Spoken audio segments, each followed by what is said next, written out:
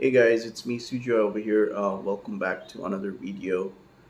So on this video, I'm going to be talking about why do many Indians want to leave India for good. So I actually got a mail from one of my subscribers, and she's from India, and she knew that I've come over here in India for a short visit, and she actually wants me to make a video regarding this. Um, so I thought of making this video. So firstly, if you're new to my channel, the name of my channel is called Sujo in Vietnam. Been living in Vietnam for over 7 years. I was an English teacher before for over 4 years, and then I started my online business, and I'm also a full-time YouTuber. So if you're new to my channel, welcome to my channel. If you have not yet subscribed to my channel, it takes less than 2 seconds. You can hit the subscribe button, and that way you can support my work. So before I start yapping, let me have a bit of my warm honey water.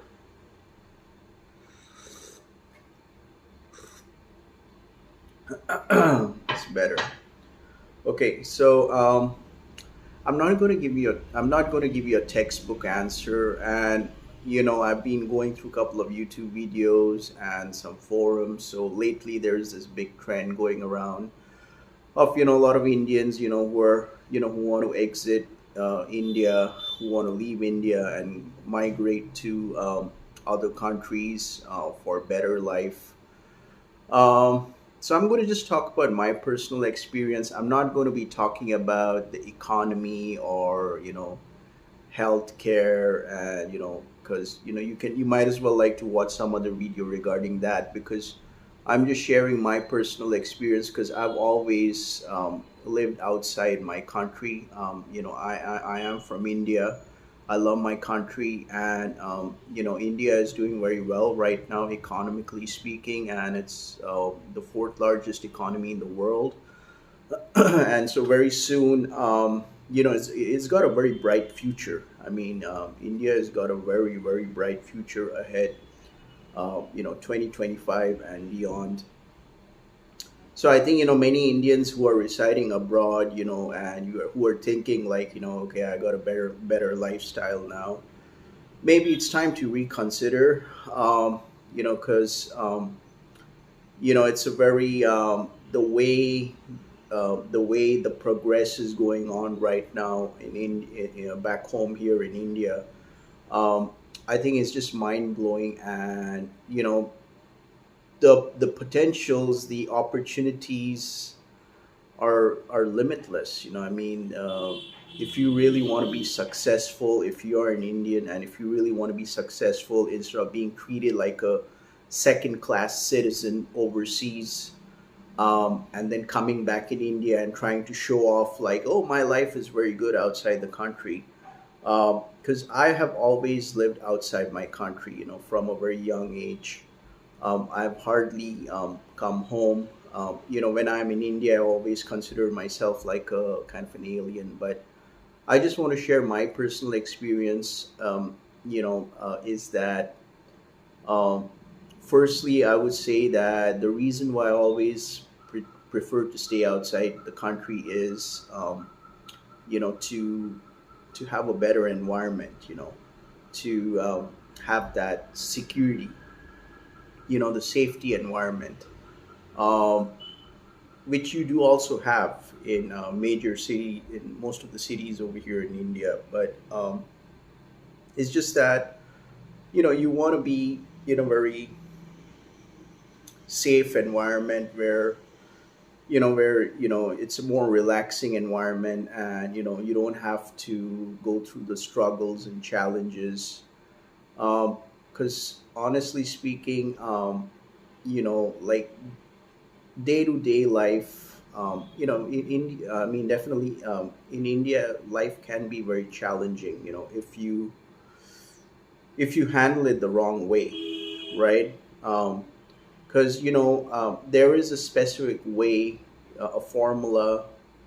Like you need to have that kind of an attitude to survive.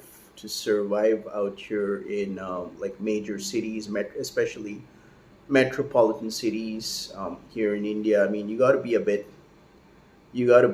thick-skinned out here for sure, and you got to learn how to negotiate, and you got to negotiate well. You got to know how to haggle well, because like ever since I've come out here, like if I'm taking those tuk-tuks, like here in Maharashtra, which is a big state out here in India. Most of them, they don't go by the meters. They just flat out give me a rate.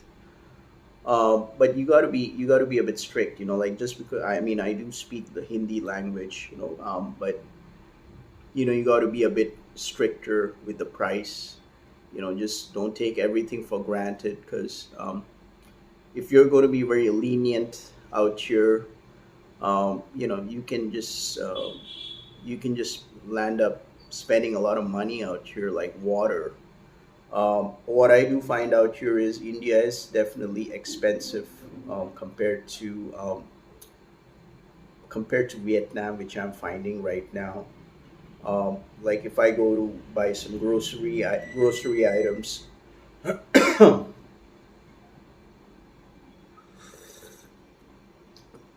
if I go to buy some grocery items from supermarkets out here, things are kind of a bit pricey. So and especially if you're ordering food, like for like Grab Food, or here you have like um, you have like Zomato and all those. If you want to order food to eat for dinner, or it's like, so it's kind of a bit pricey, because you got to pay for extra money and everything. Now I do understand that the reason why I prefer usually staying outside my country is to have a bit more relaxing environment, to have a very safe environment, not going through the struggles, day to day struggles. Like, because like most of the time, if I try to interact with people out here, not all of them will have a very um, friendly attitude. So maybe they could be a bit rough.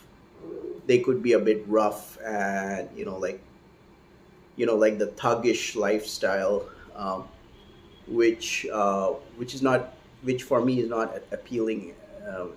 No ways. Like especially certain states out here in India, where like you have that kind of a thuggish environment. You know, and so you got to be very thick skinned out here. If you want to be living in India for some time, or if you want to be living out here for a few months or for a year, you got to be very thick skinned. And definitely, if you are, I mean, if you are, it's not for beginners. I mean, what I mean to say is, you have to you have to customize yourself in a certain way if you want to live out here in India for some time. I mean, I prefer, like if you're, I mean, if you are traveling to India um, for the first time, I suggest you travel a bit in Southeast Asia, get the vibe, and then come to India. So that'll be a better transition for you. But anyway, we are talking over here regarding regarding this specific topic, and of course, I mean, personally speaking, I think the salary levels are pretty good out here. I mean, it's not very bad, because like I was just checking, like the teaching job market out here in India, especially if you are an English teacher, they do have salary levels around, like, I mean, not, I don't think you'll be getting around 1,000 US per month, but you may with international schools, but usually it's um,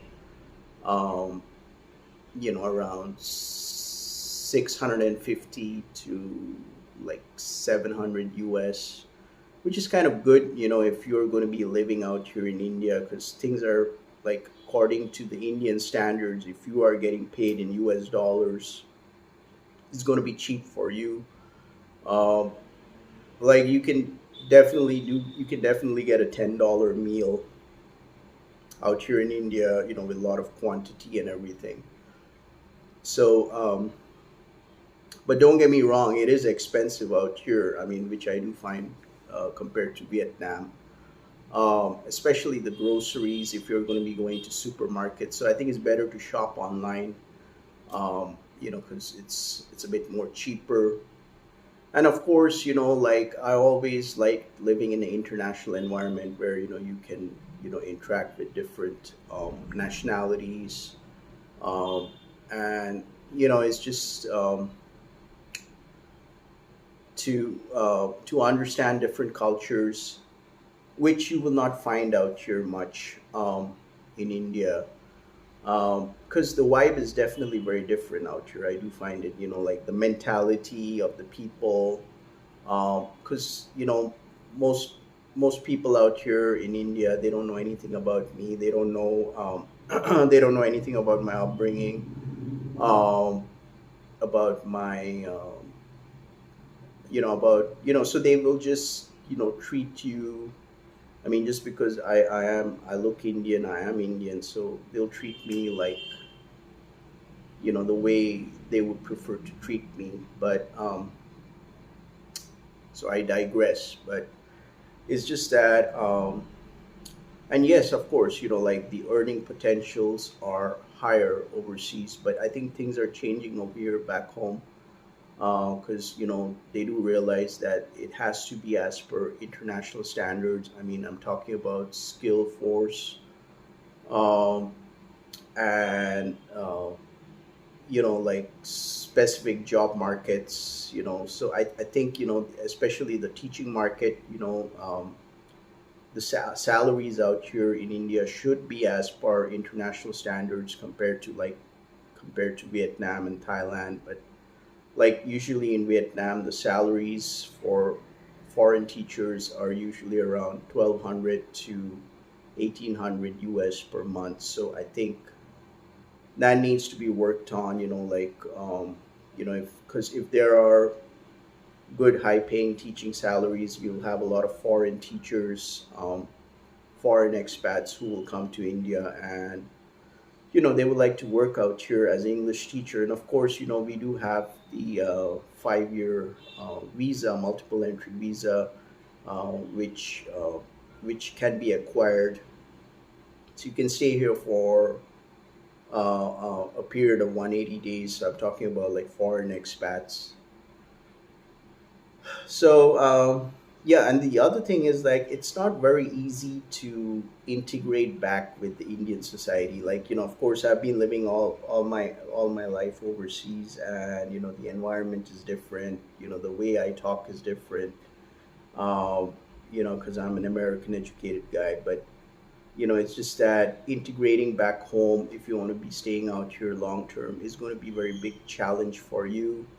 Um, because getting into that circle, um, getting back into that Indian society is going to be very difficult. Usually for for NRI Indians, for non-residential Indians who have been residing outside the country for so long. So it's a big challenge.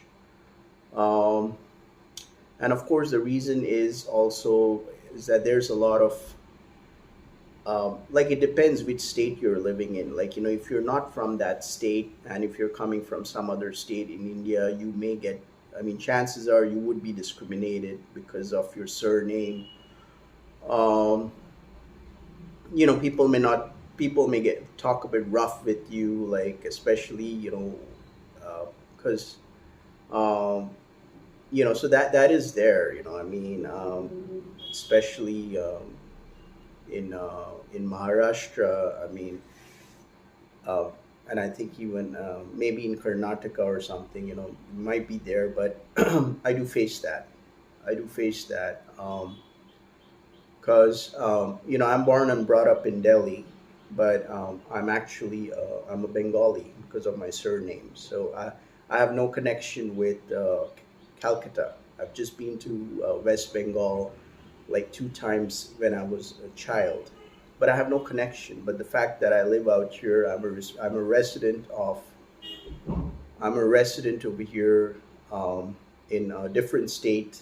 Um, like especially if I order some food like Swiggy or some home delivery people, they can come. They can be a bit rough with me when they talk with me because they know that I'm not from that state.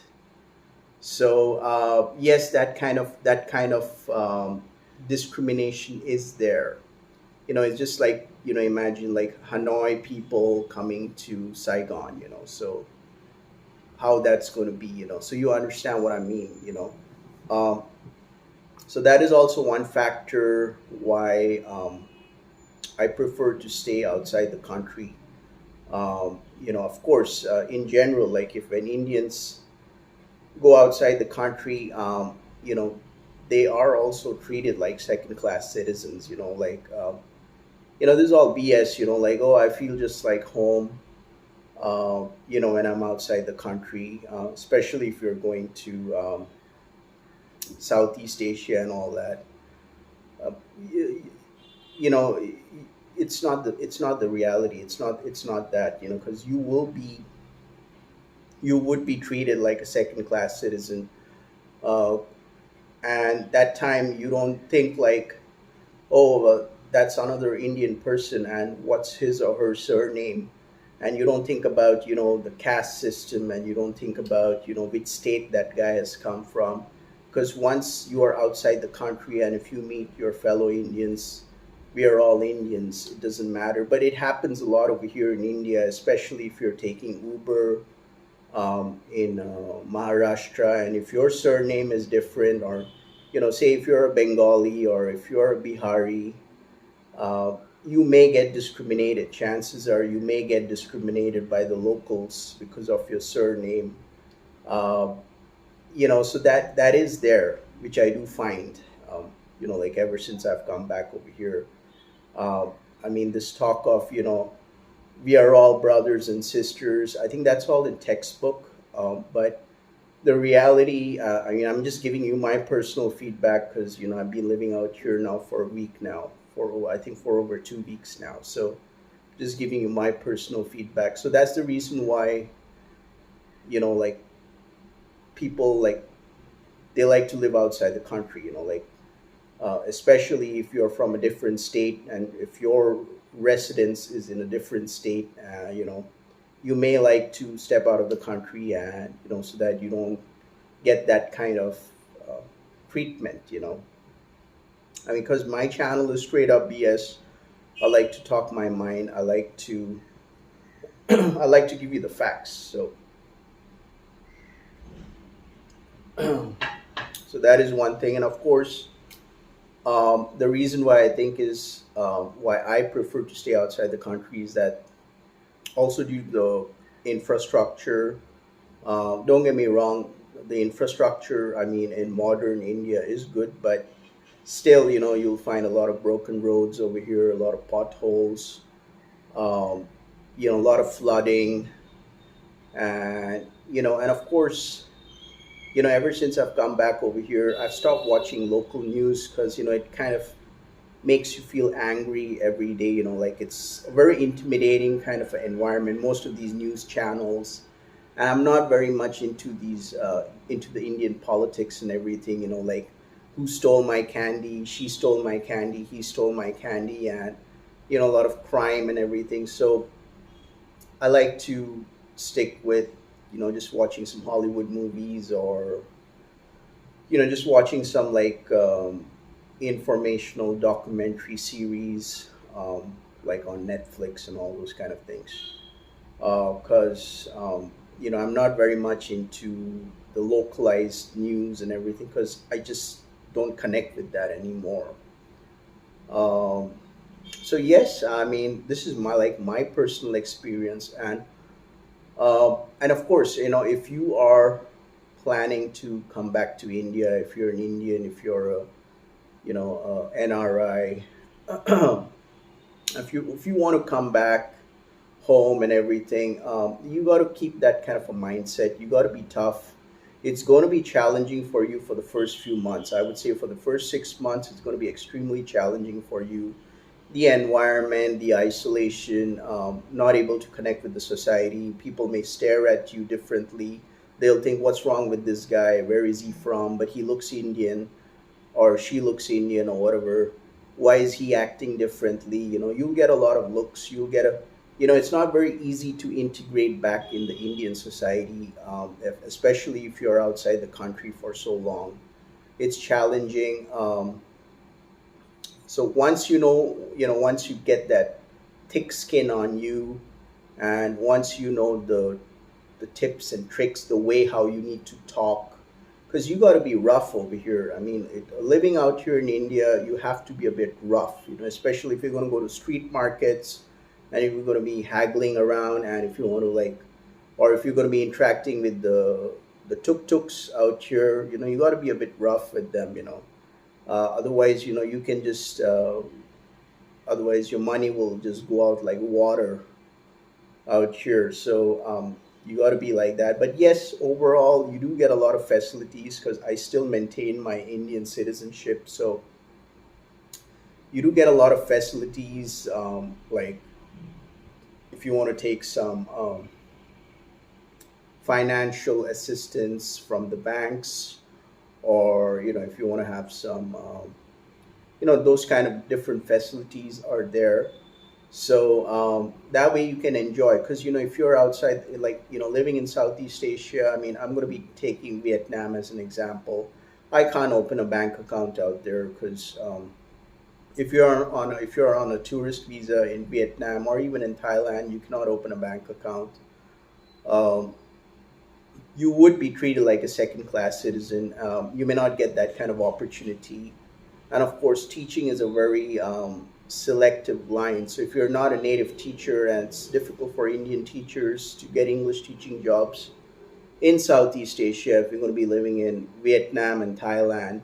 For me, it was a different situation. I was very lucky. I taught for 4 years. This was back in 2015, 2016. In Vietnam, and so I even ran a teaching business, private tutoring business, many years back, and then I transitioned myself to a different profession. But I do get a lot of inquiries from a lot of Indian um, teachers, who want to go to Southeast Asia and get an English teaching job. It's not very easy. So you may like to look into the potentials out here back in India, because you do have English teaching jobs. They do pay decently. I wouldn't say as per international standards, but it's good to get that kind of. I mean, as per Indian standards, you can live decently and well out here with that kind of salary. So yeah, so this is my personal experience. I mean, I would love to hear from you. I know I have been jumping a bit here and there while talking about this topic, but I don't want to give you a textbook answer. I mean, I'm giving you a real personal answer. I'm not. It's got nothing to do with the economy. I don't even care about healthcare. I don't care about inflation or whatever it is. But I just want to add that this craze, like many Indians, they feel like, I want to stay outside the country, and, I'm going to be very successful, or, I'm going to get that golden lifestyle or whatever. You're so wrong. I mean, life in the US is not easy at all, and especially in Canada and all those places. Yes, you may like to look into Southeast Asia. I mean, definitely there are some optimistic markets like Thailand and Vietnam. I'm not talking about teaching, but if you want to do some IT, if your profession is IT, or if you're into programming and everything, these are hot markets.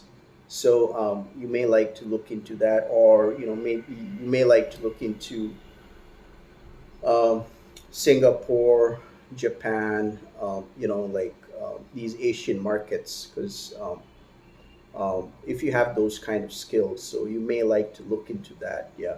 So I mean, I would love to hear from you. Like, are you? I mean, what was your reason to leave India, or are you planning to leave India? And what are your reasons for that? Or are you planning to come back to India and and make it your base, make it your home base? I would love to hear from you. And I hope you found this video to be insightful. If you like watching this video, make sure to like my video and all the good stuff.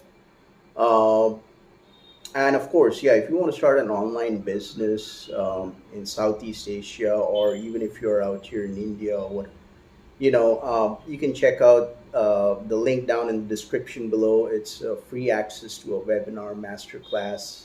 I highly recommend you check that out. So, with that being said, you guys have a great day. This was me, Joy. Peace out.